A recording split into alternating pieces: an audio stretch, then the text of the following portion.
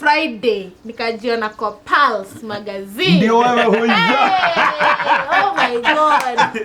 How the girls kept pale. Niko pale kwa best dressed. Right. Can you imagine? Kanda ya Tanasha. Hey.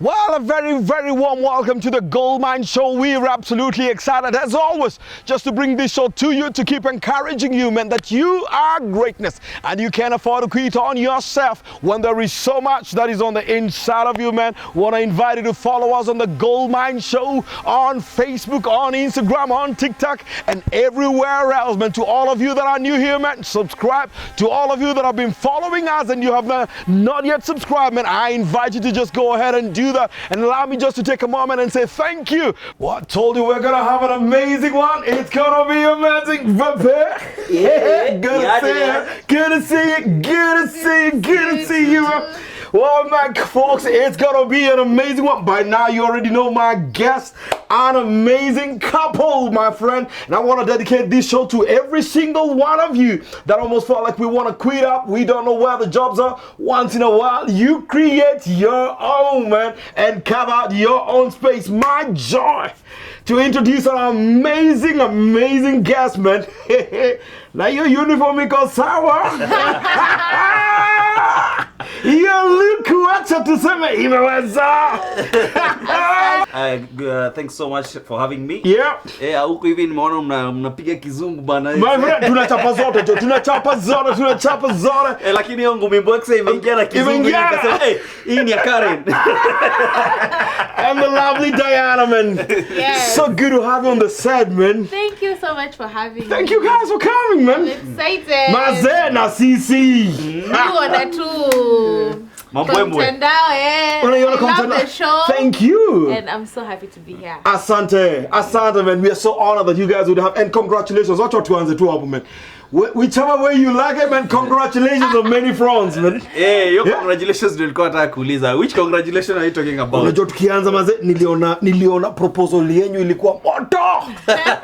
Hatari, man. Hey, please, man, kuna venye unachukua man notes hapo ni hata.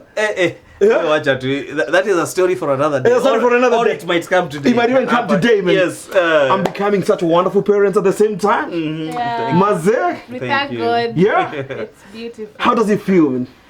So far, so good. Took 4 months now. 4 months already. Yeah. And I can't describe it as amazing. Right. That one I'll be lying. Yeah. But it's bittersweet. Right. It has beautiful moments. Right. And it has its own challenges. Right. Yeah. Right. And they say, man, enjoy the package. Yep. Just as ace, man. Says look, my Kesha, enjoy the package. Says it's good, man. Keep enjoying this package, man. to this amazing daddy, man. How is that coming? Wow. Being a dad is nice. Yeah. Just seeing somebody who, as in, usi mtoi wa jirani ama mtoi wa brother yako ama this is your own. Yani sometimes namwangalianga hivi nasema yani ni mtoi wangu. Kabisa. Wewe alafu ananismailia anasema wewe. That's how my DNA runs in this guy. Yeah, kabisa. And then so, at the same time it's scary because this guy is looking at you for everything. Right. He can't do anything. It's not like he will wake up and go and hustle for himself at that age. Yep. He's basically like anything, and then he doesn't understand that you can tell him baba, you know, this is economics, na mathematics, kuna 73 million peke yake kwa CBK. You figure it out. Yeah, you figure it out. Hey, you just make sure mommy is giving me milk all the time. Yeah, that's your job. Dana, how has this changed your life, if at all? Wow, it has changed my life in so many ways. Right. So many aspects. Yeah. There's some maturity that comes with it. You know, you're no longer the little girl who used to slay in the streets. Right. You know. Right. You have a whole human being who depends on you, as he has said. Right. Feeding 24/7. He can't raise his hands. He can't move his feet. So, you know me, I'm an outgoing person. Kabisa. I'm all over the place. I'm social. Right. But I had to tone down a little bit and settle down in the house. Yep. Take care of baby, breastfeed. Right. So, in the beginning, it was a bit challenging, and that's why I understood where postpartum depression comes from. Which is real. Yeah, because maybe my life changed completely. I'm just in the house. You even forget to do your hair. Right. You know, you're just looking at the baby. Right. So that really, really affected my life in a huge way. Right. And then there's also some seriousness that comes with it. You know, this baby one day will join school. Right. So you're not just working to save for your own leisure or, you know. Yeah, so... It's many things. It's many things. It's in every direction. Even emotionally. Yeah. You know, these days when I see children's stories online, they move me. You know, when you see someone asking for support, medical support. You know, kitambo, I used to see them online, I'm like, well, utachangiwa tu utakuwa sawa. But these days I take personal. I'm like, oh my God, this baby is sick. Right. Because you have one now. Yeah, so you also, can relate. Yeah, you can relate. So the emotions sphere, they've changed. Kabisa, Kabisa, man. It causes you to change in very many ways, man. And congratulations. Congratulations, man. Man, I want to take it back because, man, I have to introduce you. Maze tumeenda kaa tumeenda nayo. Hivyo inafaa. Inaendanga tu hivyo. Hivyo inafaa. You know? Fantastic, man. MC, I think tutaanza naye Prince, Maze. I mean, a bit of introduction. And I said earlier, I want to dedicate this show to every one of those guys out there who say hakuna wax. And sometimes we talk about it imagining that kuna umse atatuletea wax from somewhere. And I had this boss once upon a time who told me, man, Dennis, find a way or make a way. So if I can't find, then I've got to make. But before we go there, man, wacha tuende kwa my intros kidogo. Tell us about you, Prince, man. All right. Jina ya serikali. Ya kitambulisho. Yeah, kitambulisho. It's Patrice. Right. Yes, Patrice Ondoro. That's where Price is coming from. Right. From Patrice. So some people call me Mr. Price. Some people call me MC Price. Some people call me Prince. And I'm like, okay, it's okay. And is that like, even me, I'm among the guys who are calling you Price, actually. Yes. Right. Hey, some even believe Mr. Price is mine. I have never disputed. I've said your words to God's ears. So Kabisa. Yes. Kabisa. And just a humble guy, brought up in Kisumu, born and bred Kisumu. Right. Nairobi tulikuja kutafuta unga. Yep. Yes, I came to Nairobi in 2011 in Campo. It's coming for Campo. And what else? Mimi ni fundi wa ndege. Yeah, though I've not been practicing. Because actually even when I was practicing at that time, kwa natoka hivi job, mdosi ananiambia on Friday, I used to be on radio on Fridays, Truth FM. Right. Yes. So mdosi anasema utusalimie leo. So this guy is actually just this guy ana huku nje. Yani the media is calling him. So with that pole nikaanza nikaingia tu the media. Unajua unasema fundi wa ndege like ni jamaa ulipea baba casually. Why are you saying big things casually bana? Fafanua hapo kidogo bro. Fafanua hapo kidogo bana. Fundi wa ndege basically means aeronautical engineer. Right. Yes. Hizi vitu zinapita huko juu. Hizo vitu zinapita huko juu. I've loved them since I was young. I wanted to be a pilot. Right. At the same time, I wanted to know what this airplane is all about. And so with time, you know, sisi hatuitangi aeroplanes, it's most of the time we call it aircraft. Right. Because there are many types. Right. So I just wanted to know how this thing works. How is this thing able to carry so many people and all that. And hata wewe mwenyewe ukijipata ndege ikipita tu, you just stare. It's a wonder. Kabisa. It's a wonder. Let me tell you. Yes. Our TV at home. Right. YouTube. Yep. Imeja aircraft which crashed in 1989, airplane crashed in 1972. Yani, he forces me to watch such things. Yeah. And See, He wants to study all of them. He wants to study everything about, and it's just airplanes and airplanes. At least siku hizi tume mix na Cocomelon. Thank God for changing of status. To say me wheels on the plate, go wheels on the bus goes round and round. So for you, that was a passion then? That was a passion. It's a real passion. I really wanted to know what airplanes are all about, and in future maybe I'm in the industry, but in a different way. I was there for some time when I saw gaps that I'm intending to go back and fill, because when let's say you are in a place like Wilson, there's a lot of monotony in what guys come in 8 to 5, plane comes in, you troubleshoot, blah blah blah. A few people there. Rafton aliaidipata hapo hivyo. Rafton was like, "Hey, the next time I'm meeting him in public, say, hey, bana huyu jamani nimempata kibomoa engine ya ndege bana." Huyu hapana. So you actually took engineering for this? Yes. By training? Yes. An engineer by training? Yes. Hey, the story is serious. Iya kubomoa ndege jo? Yeah. But I like the two now. Right. It's more of media, right. And so I'm fusing them up. Right. One day I will give you a story of what we are, or I will come here and say what it has become. Right. Yes, because it's something we're building. It's in the foundation stage. Right. Right now. Right. Yeah. Right. But when did you get to transition from you call them aircraft engineering, from aircraft into this media thing? So is it that there was a conflict between engineering within you and media within you, or tell us about that? Yeah. In fact, I want to first hear a Diana version. I want to first hear the Diana version of this conflict and how it was resolved. Tell us about it, Diana. About this conflict, engineer, media. These are the parents who, there are parents who complain, mtoto nimempeleka medicine, miaka 6, amekuwa DJ. Na fees ya medicine tushalipa yote. Miaka 6 na tukaenda graduation. Naeleza kuwa hata parallel. Hii mambo ya DJ hatujui imetoka hapo. Ni hawa. So how did this morph, man? Yeah. Ever since when I was in Kisumu, I was more of a church kind of guy. Right. So in church, basically anything to deal with music and dance, all that arts, I was there full time.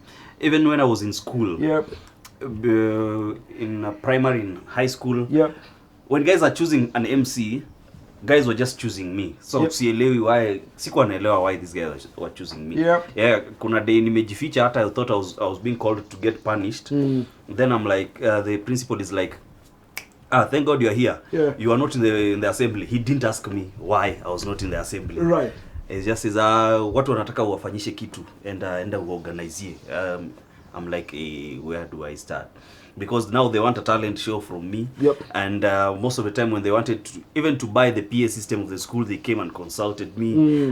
When they wanted to buy movies, I was the one who was going to and I was not even the entertainment prefect. Me, I was language and clubs prefect. Yeah, so I found myself in the entertainment a lot of times. Everywhere I go, guys, najipata tu kwa hiyo nini whatever.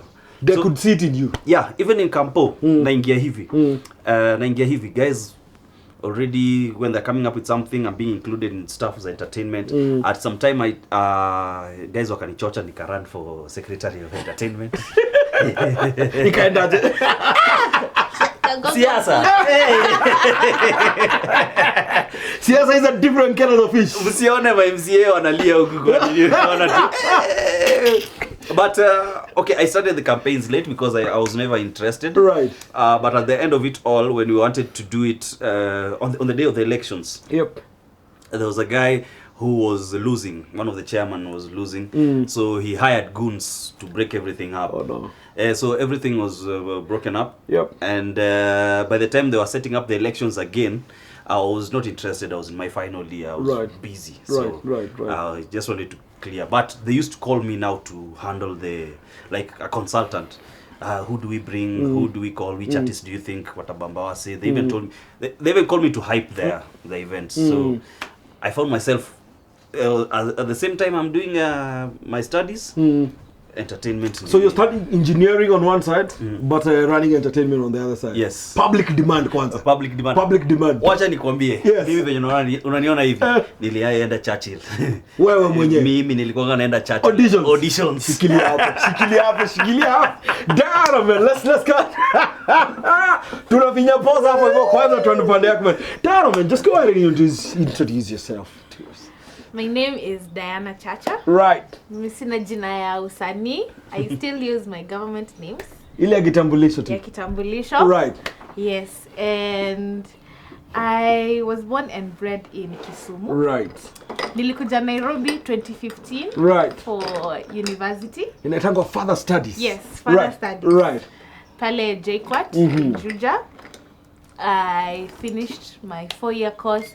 I did entrepreneurship. Right. Yes. And I chose it on purpose. You know, some people will be like, kuna course inaitwa entrepreneurship. Yes. So, mimi I've been a lover of beauty and fashion. Right. Lakini sema tu kweli walikuwa inaitwa entrepreneurship and ni procurement pia. Procurement. Uliambiwa procurement kuna pesa. Nisema tu Zitakuta jo. Umajele ukichagua when you're choosing courses Yep. and you're asking around unaambia procurement kwanza pale kwa serikali ukipata moja hivi tenda moja ndio do iko. Right. Yeah, so maybe I've been a lover of beauty and fashion. Right. Ever since I was a little girl. Yep. In fact, I remember fighting so much with my mom because of stealing her lipsticks and jewelry, you know, but she just wanted me to know the right time to use such things. And we must say you represent that industry very well. Thank you so much. You represent that industry extremely well. Thank you. Kabisa. So when it was time for me to join campus, my first choice was fashion and design. Right. At KU. Right. But I come from a family where, hey, my father ni wale wa lawyer, engineer, doctor, you know. The big five. The big five. Right. Yes. Right. And I did equally well. I scored an A-. Wow. That's the reason. Indio unasemanga ile ni ya beauty and brains pamoja zinaenda baba. Congratulations, man. Thank you. So I performed well. Yeah. So my dad really wanted me to major in something strong. Right. But I did my research, and with the help of my big sisters, quite all my siblings are lawyers. Right. I'm the last born. So my sister told me, ukifanya entrepreneurship or any business related course, ukimaliza you'll be able to do anything. Right. You know, in just business, but you can do beauty in business. Right. Right. So I applied for entrepreneurship at JKUAT, and I was it went through, and I did the course. I completed. So si mambo ya procurement alikuwa anatafuta. Ni entrepreneurship. Entrepreneurship. Yeah. For setting the record straight, entrepreneurship. Right. So I got all the skills that I need in a business. No kaskiza dad bana allow me to do this one. Yes, and for him he's also a businessman. Right. So akakubaliana, and he was like, that's a good course. Because you get marketing skills, you know, finance, all those things, networking. Right. Yeah, all under one package. And you know why that's a big deal? Is because there are many parents who have an idea of what their children want to be. And sometimes the child has a different view of what they want for their journey. And that has become a real conflict.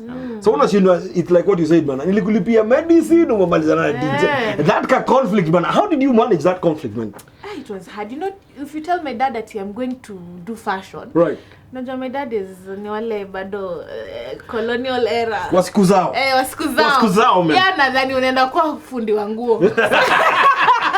Ama ukimwambia beauty, anadhani okay, sisemi ati that's a bad watu wanashona nguo, don't get me wrong. Yeah. Ama ukisema beauty, anadhani you're going to be a salonist. Right. Kusuka manywele. Right. On it's like it's something serious. Right. But eventually, he knew my passion. He knew what I loved. Right. So he gave me the go ahead. Right. And when I finished school, just before I finished, I met Price. Hapa tu Nairobi tu maeneo. Nairobi. Tukaanza kwenda dates. So how I got into the fashion industry, sasa vizuri is when I started getting close to size 8. We became friends. So she used to send me to do errands zenye, you know, her being a public figure, kuna vitu she can't do by herself, like maybe going to town to get some outfits, you know, for her shows. So nilijitolea because I had some free time, you know, I'm just a student, I'm not working. Right. So nikajitolea to assist in the few errands she runs that a public figure. Right. Yeah. So Jonye itakuwa ngumu aanze kusukuma na tawa anatafuta hizi vitu. Yeah. So mimi nikamshikilia upande wa urembo. Nikamwambia anything urembo. I got you. I'm always a phone call away. Yeah. So anytime she had shows, concerts, she'd call me na nituma enda kwa duka flani. They're dressing me today. So I go there, I pick the outfits, I bring them back to I bring them to them. Right. So one time I went to a certain shop, and before that I used to send messages to various shops. Hi, I want to model for your cloth line. Please give me a chance. I love nini. But I never got a positive response. So at some point I gave up. But this particular shop, that was actually the first shop that I approached. Right. I went to pick some outfits for size 8. Right. And then there's a dress I loved. And then I asked the lady, the owner of the shop, do you mind if I try out this dress? Yep. And she told me, go ahead. So I wore the dress and she loved it. And she took a photo. Right. And she requested me, do you mind if I post it on my page? I said, no, go ahead. Go ahead. And she posted it. And she sold. Like, so many people are asking about the dress. Like, you know, as in niliuza. Ilienda. Imagine, Missy model, ali request through. Hey, the dress looks nice on you. Right. Can I take a photo? So the next time I went to pick a dress, we had an event. It was Groove Awards. Right. I can't remember the exact year. Right. So I requested, at least hapo unapata kanguvu ya ku request pia when come but they also need a favor. Right. I have an event tomorrow. Yep. I've come to pick an outfit for size 8. Right. But I'll also be attending. Right. And I don't have a nice dress. Right. Considering it's a red carpet event. Right. And she told me, no problem. Which one do you want? Choose. Right. And I picked a dress. Right. Do you know when I was telling you earlier tukipiga story limelight ilikuwa inaniita inakuita tu hivi. We went for Groove Awards. Right. I took a photo. Was it Groove Awards or Tanasha Donna? Tanasha, that was Tanasha. Yeah, Tanasha Donna was launching. By the way, Groove ulikuwa umechukua wengine, but Tanasha is. Yeah, Tanasha was actually the one. So I took a photo. I didn't even know ni nani. Mimi niliona tu mse na camera. I'm so photogenic. Right. So I just saw a camera nikamwambia, "Aki unaweza nipiga picha?" He took a photo. Why not? Why not? Right. Nakwambia on Friday nikajiona kwa Pulse magazine. Ndio wewe huyo. Oh my god. How the girls kept pale. Niko pale kwa best dress. Right. Can you imagine? What? Kanda ya Tanasha.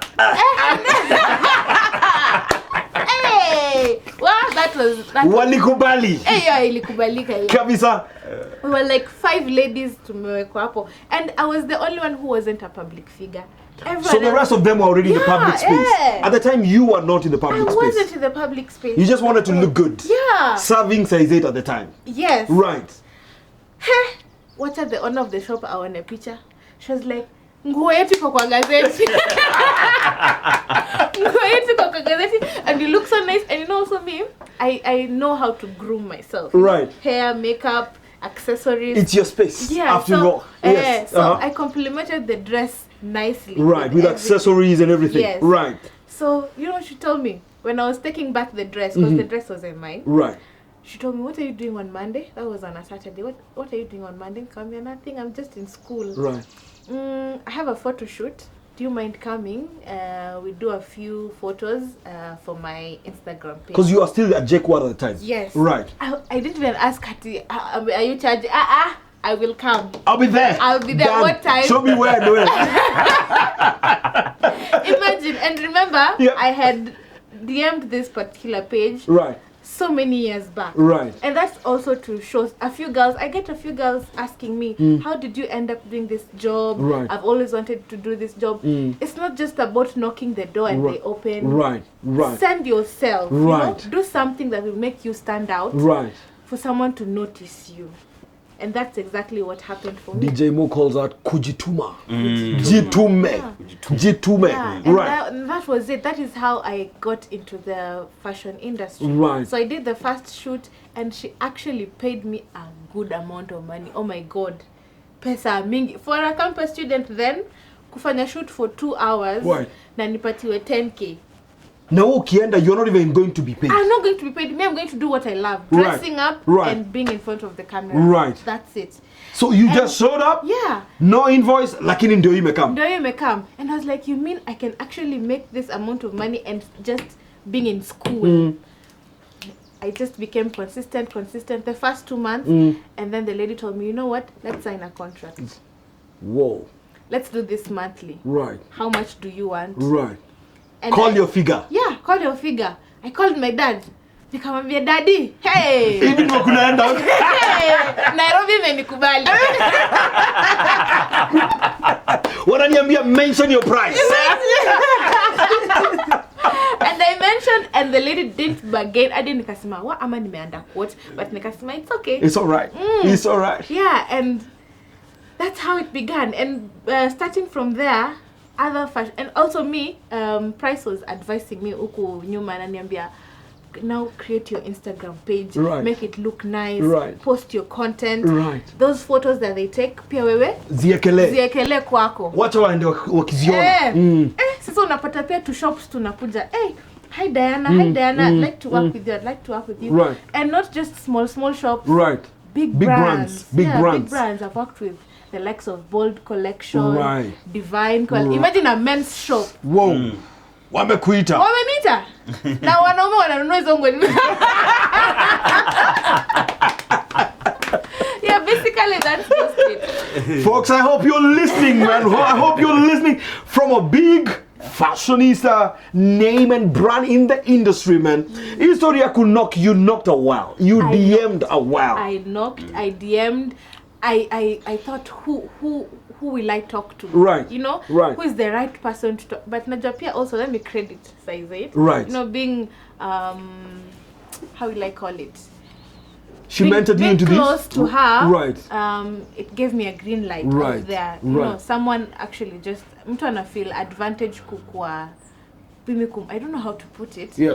But that association was a dividend also exactly. for you. It was a the big plus for you. That that's association. the word. Right. The association was a big plus for me. Yes. But still also, as much as the association was there, it doesn't mean that Saizet used to post me on her page at irregularly. So you had to do your beat as well. Yeah. I had to post nice photos. Yeah. You know, nikipata ka 5K naita photographer, I get nice unapigwa. So you invested in it as well. Yeah, exactly. Right. And the money came back. Right. Yeah. And you know, earlier on at the beginning of the show, I said, I want us to dedicate this to guys who say, hatujui jobs iko wapi. And because sometimes you either make it, either find it, or create one for yourself. And if you look at, I mean, so far, I hear many beautiful stuff you're saying, Diana, man. This for you was a passion. Yes. It is something you loved to do. Yes. Ukajituma, ukajitos. You went knocking all over. Yes. As in kufunguka immediately. Alikuwa nasumbua pasta. As in, we are literally eating from our own, you know, you're knocking doors. Persistence. Yeah. You persistently knocked doors. Mimi niko na degree, he has a degree. Right. But what we love is what we are doing, and we are earning out of it. Right. You know? So everyone has something in them that can generate a lot of money. Trust me. I mean, my friend, I hear association. You've invested, kujituma, being at the right place, not... Yani, so many beautiful things you're saying, Diana. Sijui, I don't know, to chapa ile and pause at this one. Yeah, let's come to you, Baba. Now, talking about knocking doors persistently. When I came to Campo. Right. And our... We're in the same campus, by the way? No. I was in Tuk. Okay. In Tuk. So, our hostels, men's hostels are in South Bay. Right. At that time I was looking for a church. Bellevue, Mavuno was there. Yeah. So when one of the Sundays we went to the guys, up Ivo, I saw what's happening on the teen side. And I saw Alemba, DJ Mo, and they were really rocking the crowd. I was like, man, I've been doing this in Kisumu. Yep. I didn't know it's even called hype. So you that did guy, it without even knowing what it's called. yes, so that guy is a hype man. Yeah. Yes, I used to know Alemba as an artist. Right. Yes, and he was very big for me. At God, that time, he's he a had big Pages name, a man. Bible. Right. Pages a Bible. They were the dance system anthem. Right. And I was like, wow, I've been doing this in Kisumu Right. because I was the dance crew leader Right. in Sitam Kisumu at Kabisa, that time. kabisa. So when we go for shows, the MC does not know what to do. He calls me and my crew. Fanyeni kitu, fanyeni kitu. Yeah, ile So kitu. ile kitu. So ile kitu. Fanyeni ile Kumbe kitu. inaitwa hype. Yes. Right. And I wanted to do it there because I felt, hey, this is the right place. This is where this art is really growing there, and people appreciate it. And there's a stage for it. Yeah, there's a stage for it. Right. Because it was every Sunday, Haikosi, and teens used to come for it. They Right. wanted it. Right. Started. So hii hunger for it iko. Na watu wanaiappreciate. Kabisa. Nikaanza kusumbua pastor. Alikuwa anaitwa Pastor Frank. I told Pastor Frank, but I can do this. Nani thing. muhimu bwana. Let me tell you bwana. You know, I love you guys already. Because you see, sometimes you've got to figure out where is your craft appreciated. Yeah, And get yeah. it on a stage where it is also appreciated. True. Ukichapa mali haiko appreciated bana, it can discourage you bana. Mbaya. Na kakitu hakapatikani then unainua Mbaya. mkono jo. You have to have the passion when it's still burning. Right. Even when the opportunities get lesser, Yep. the fire is still burning Kabisa. inside you. It has to be there. Right. So that you don't give up early. So if you find yourself giving up early, then it means the fire was not really there, because Right. most of the time you're tested to see if you really want it. Kabisa. Yes. Kabisa. That's why you have obstacles and there are dry moments where inakuangalia hivi, life tells you, do you really want this thing? You have to do something about it. You see. Yeah. Now going back to Pasi. Right. Pastor Frank. Yep. Nilikuwa namsumbua every Sunday. I used to text him after service. Namwambia, Pasi, no, this Sunday Yep. hakukuwa na chance. Yeah. But next Sunday niko. Nikumbuke. Niko. Na hiyo Sunday nakuja 7, niko hapo hivyo na ngoja wanapanguza viti nini, mimi nina hang around tu. Uko tu huyu. Wakiita meeting ya ati sijui watu wanaenda perform hiyo siku na hang around tu. Uonekane tu. Nionekane tu. So hiyo the previous night I had some few moves nimewekelea, ninangoja tu in case I'm given a chance hivi. You're prepared. Hizo moves nazi unleash hiyo siku.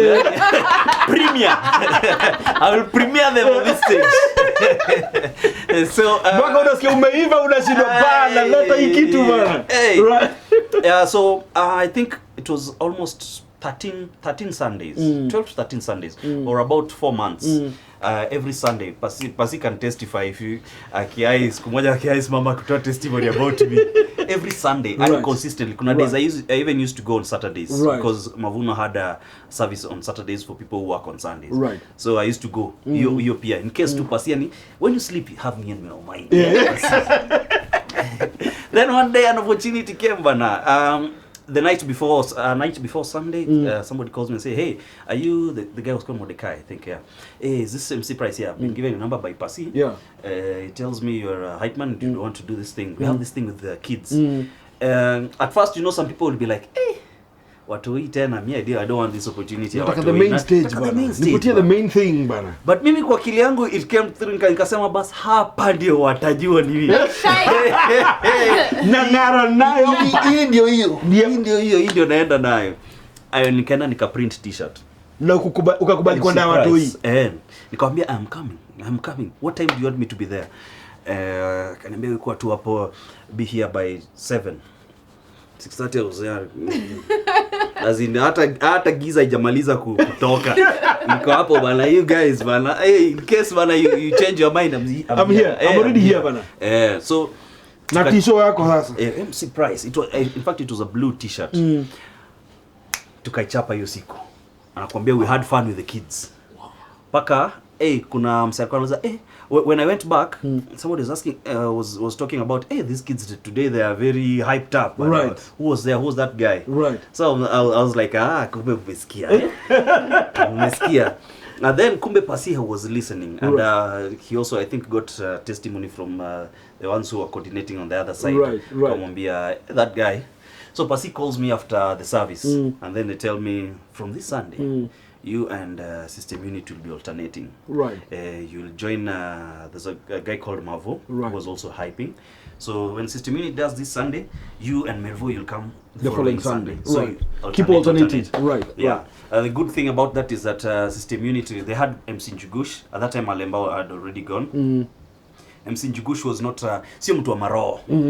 MC Njugush actually, since he was coming every Sunday, he liked what I was doing. In fact, he was joining me on stage. Then one day he told me, come twende pahali. Unafanya nini after? Nikamwambia mimi niko. Sema tu. Unataka twende wapi? Twende wapi? Ama unipate huko. Nipatie pili nipate huko. Nipate huko bana. Right. So MC Njugush tukaanza kutembea na MC Njugush. So MC Njugush, I used to open the stage for him because to me I was not like I want to shine kushinda kila mtu. I wanted to prepare a place like if Njugush is coming for the highlight. So mimi ndio na introduce wasanii wadogo na napiga hiyo hype. Then yeye anachukulia from wale wazito. Anatembea So my work was to create a platform for him to come. Right. So I used to make sure by the time prepare grao kabisa. Anapata imeiva kuiva. Alichukulia songa nayo. Aichukua hapo naite DJ Mo. Yani, so he used to enjoy doing that. After he was not, there's these guys who are threatened, this guy and intimidated. He used to like it because I knew my part in his life or in the craft. Right. Yes. And you just wanted to play your part. I wanted to play my part. Right. Of course, at that time, kuna event. Sasa, ye kama haizi enda, he sends me because he knows I'll deliver. Right. So with that, in Kazakhstan, there was a gig called Cross Connect. We used to go. Tunafanya mambo hivi. Dancers started knowing me. Artists wakaanza kunijua. And I used to like that because part of me also wanted to create platforms for artists to grow. You see. And sasa umepoa platform na sasa hata unataka kuwa platform hata wewe. Wacha nikuone. Platform for others as well. There's a day DJ Mo told me panga lineup ya wasanii. Tunaenda kufanya kitu inaitwa System Rave. Right. I came up with 80 artists. What? 80. Alijam. DJ Mo. Yeah. Sasa hivi watu wana perform hapa hivi 30 seconds hapa nini. Nikamwambia bana wewe acha. Hata kama tutaanza because the gig ilikuwa inaanzanga 8 usiku tunaendelea. Niambia si nyingine wacha tuanze wapige hata 4 o'clock. Bora for them wapate stage. Yes, wapate stage. And that thing I realized it was in me and I loved doing it. Right. Because one day somebody sat me down and told me, "Hey guy, boy, I know you." Niambia, you know me from where? Hey, you're the one who gave me the first big stage ever. Wow. And it was in Kibera. There was a very big stage. We were doing an event called Chomo Atalanta at that time. And he told me, Ebo remind me. He told me, at that time they used to call me Bianju. I used to call me the guy with the piano. Yeah, so I remember there's a guy who came with a piano and he wanted to perform. Nikamwambia panda stage. Yeah. Fortunately, Bianju right now is Ziki. Ziki, the band, the guy who sang with Jaguar. Told me the one who gave me my first big stage. And he remembers that. Wow. So okay, that was me. They used to call me Bianju. Right. But now I'm Ziki. I always want to do that when I go to a place. Artists that are there. Hizo System Raves, what we used to do even when I got on TV. Right. I used to like bringing in the younger artists. Right. Just come. Yeah, create room for them. Kuja tu, lakini namwambia bana, piga 1 minute. Yeah. Piga tu 1 minute. Peke yake. We wabambe for 1 minute. Because mimi pia nishaipewa stage hiyo 1 minute. Right. And that's all it took. Right. Because the first System Rave I remember doing, I was given a stage in KICC. Right. Unaona watu mpaka huko. Wako even the stage is big. Unaambiwa ndio hiyo. Wewe ndio unaanza. 1 minute. So, Njigusha ananiangalia hivi. Sina dancers, niko tu mimi na DJ Tabs. Right. The first thing I did was just shout on the microphone, Nairobi! Na nikasikia wamerespond. Nikasema ndio hiyo. Karibu nipigie mama made it. Ni Nairobi tumekuja kutafuta. Nimeipata. Imenikubali. Wameitika. Right. From then on we've tumezunguka na system unit. Paka venye MC Jugush got a green card, he went abroad now. At that time, I was not fully in system unit. I was in a crew called Record Republic. Right. But then Record Republic, the owner, they had issues with paperwork and that. So when they were going down, at the same time, we were having talks with Mo. And that's when now, finally, I went into this other side. Right. I crossed over to system unit. Right. And tukaanza job. Tukaanza job. Right. At the same time, hey, God name so. At the same time, I didn't like doing weddings. Right. I didn't like atimnanita weddings. So there's an MC called MC Joe. Right. Yeah, alikuwa ananiita nifanye mugithi, hiyo part ya mugithi juu. He could not akakuwa anaweza dance sana. He didn't have all the moves. So wewe moves uko nazo. Anajua huyu kijana ndiye atanipea moves pale. So tunaenda na yeye. He is the main MC. But sasa yako nini ananiambia, fanya cheza ile kitu yako. So sasa tuko hapa. One day nimekaa hivi kwa nyumba, nakaa hivi ananiambia, bro, kuna harusi kwa hapa mimi siwezi enda. Bana enda ufanye. Nikamwambia bana, what do you mean? Ati ufanye tu kenye unaonanga nikifanya.